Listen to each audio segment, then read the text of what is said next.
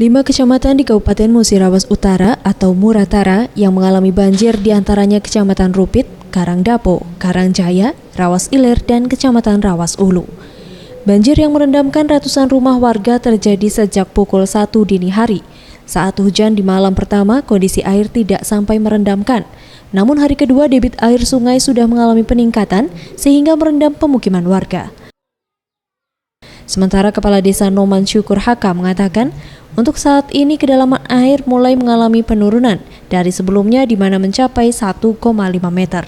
Sedangkan untuk korban jiwa sejauh ini tidak ada, namun warga sudah menyelamatkan barang berharga mereka masing-masing.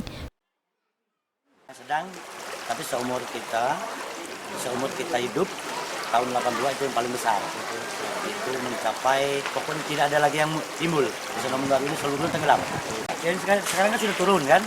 Kalau tadi, waktu kita buat tadi itu yang paling dalam 1,5 meter. Untuk bantuan pemerintah sendiri sudah. Ferry Setiawan, Sriwijaya TV.